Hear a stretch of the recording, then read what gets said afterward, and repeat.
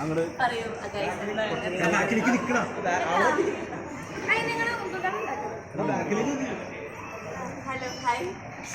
അങ്ങോട്ട് നീക്കാം കുറച്ച് ഇവിടെ ക്ലാസ് മെല്ലെ മതി മെല്ലെ ഒന്ന് എല്ലാവരും ഇറങ്ങി നിൽക്കണം എന്തോന്നത് ഞാനില്ല പറഞ്ഞേ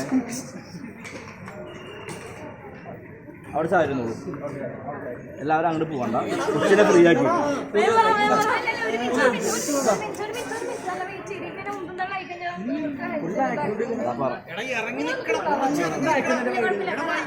വെയിറ്റ് ഇതാ ഒരു മിനിറ്റ് ഇത് എന്തിനാ എല്ലാവരും തള്ളി അങ്ങോട്ട് കൊണ്ടുപോകണേ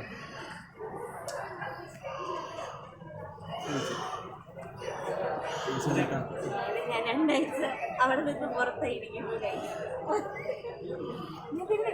പൂജ ഇതിനകത്ത് ബിഗ് ബോസിലേക്ക് എൻ്റർ ആവുന്ന സമയത്ത് ആൾക്കാർ ചെയ്തതിന് എൻട്രി കഴിഞ്ഞതിന് ശേഷം ഫൈനൽ 5-ൽ ഉണ്ടാവും എന്ന് എല്ലാവരും പ്രതീക്ഷിച്ചു. പ്രേക്ഷക നിലയിൽ ഞങ്ങളും എല്ലാവരും പ്രതീക്ഷയാണ്. എങ്ങനെയുണ്ട് ഈ പെട്ടെന്നൊരു പുറത്താവല്ലേ? അത് പ്രെഡിക്റ്റ് ചെയ്യാൻ നമ്മൾ വിചാരിച്ചില്ലല്ലോ. ഓൾറെഡി ഡിസ്കിന് പ്രശ്നം ഉണ്ടായിരുന്നു. പക്ഷേ നമ്മൾ ആ ഒരു ഇതിൽ പെട്ടെന്ന് ടാസ്ക് എടുത്ത് ചെയ്തതിൻ്റെ ഹെക്ടിക് പരിപാടിയൊക്കെ ആയിക്കൊണ്ട് പെട്ടെന്ന് എൻ്റെ കയ്യിൽ നിന്ന് പോയി. പിന്നെ നമുക്കത് നമ്മൾ ഒരിക്കലും പ്രതീക്ഷിച്ചില്ല.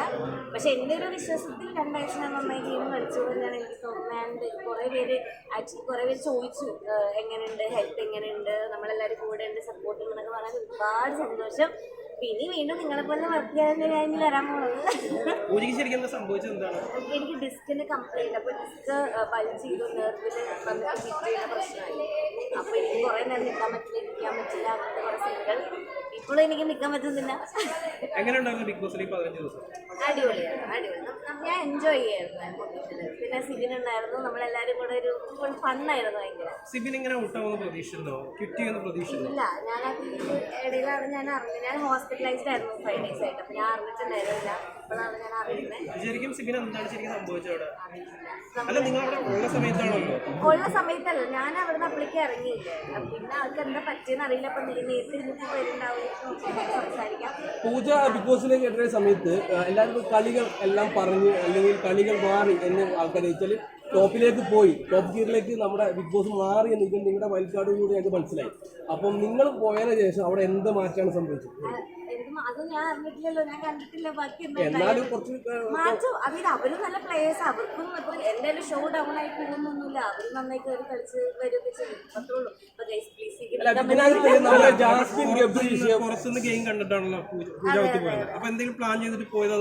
എനിക്ക് മൊത്തം എന്റർടൈൻമെന്റ് പിടിക്കണം എന്നായിരുന്നു. കാരണം മൊത്തത്തിൽ അടി ബഹളമല്ലാതെ നമ്മളെല്ലാവരും ചിരിപ്പിച്ച് ഫണ്ണാക്കി എന്റർടൈൻ ആക്കി ഒരു ഫൺ ഗെയിം സ്പിരിറ്റോടെ കൊണ്ടുപോകണം എന്നായിരുന്നു. അങ്ങനെ തന്നെയാണ് ഞാൻ 2 ആഴ്ച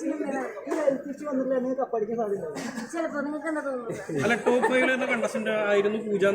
അതെ, അതെല്ലാവരും പറയുന്നുണ്ട്. മേ ബി ആയിരിക്കാം, ആവാതിരിക്കാൻ പറയാം. പക്ഷെ ഇത് നമുക്ക് സംഭവിക്കും നമ്മൾ വിചാരിച്ചില്ലല്ലോ. ഈ ബിഗ് ബോസിൽ ഇപ്പൊ ഈ തവണയുള്ള പ്രണയം ഉണ്ടല്ലോ, ജാസ്മിൻ ഗബ്രി എന്ന് പറയുന്നത്, അല്ല പുറത്ത് ഭയങ്കര ചർച്ചാ വിഷയമാണ്. അപ്പൊ പൂജ അവിടെ ഉണ്ടായിരുന്നതാണ്.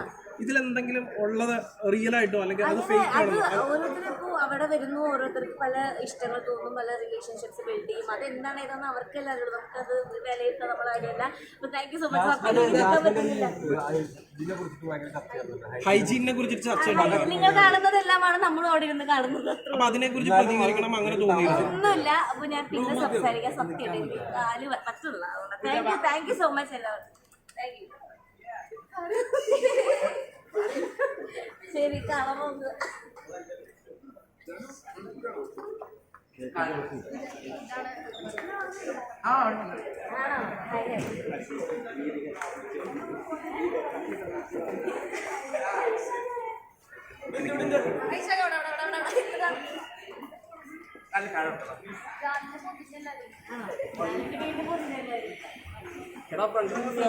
ഇതല്ലേ നമ്മുടെ തമ്പുരാട്ടി സുന്ദരി ആരാ ബിഗ് ബോസിലെ?